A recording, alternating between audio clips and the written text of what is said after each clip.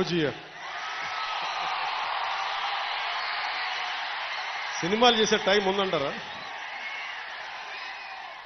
ఎలాగా మాట ఇచ్చాం కాబట్టి ముందు ఒక 3 నెలలు మీ కనీసం మీరు నన్ను తిట్టకూడదు. కనీసం ఒక్క రోడ్డు గుంతలు కూడా వేయలేదని తిట్టకూడదు కదా మీరు నన్ను.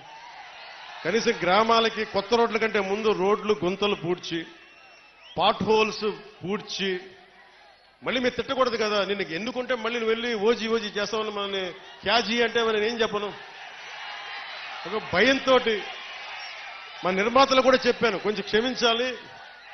మా రాష్ట్ర మా ఆంధ్ర రాజ్య ప్రజలకి మేము కొంత కనీసం సేవ చేసుకొని కుదిరినప్పుడల్లా ఒక 2 రోజులు 3 రోజులు మీకు షూటింగ్ చేస్తాను, ఎక్కడ పనికి అంతరాయం రాకుండా. ఓజీ చూద్దరు గారు బాగుంటుంది.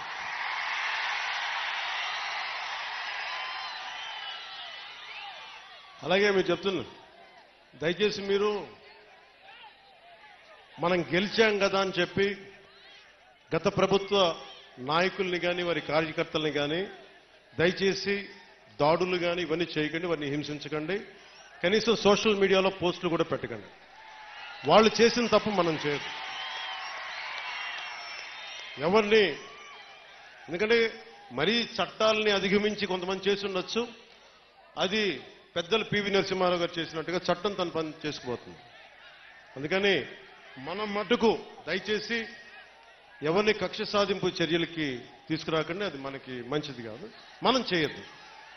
అందుకని మీ అందరికీ సర్వం ఇప్పుడు సుఖం కలగాలి, మీరందరూ క్షేమంగా ఇంటికి వెళ్ళాలి. నాకంటే వయసులో ఉన్న మీ ఇంట్లో ఉన్న పెద్దలందరికీ నా పాదాభివందనాలు తెలియజేయండి. మా జనసేన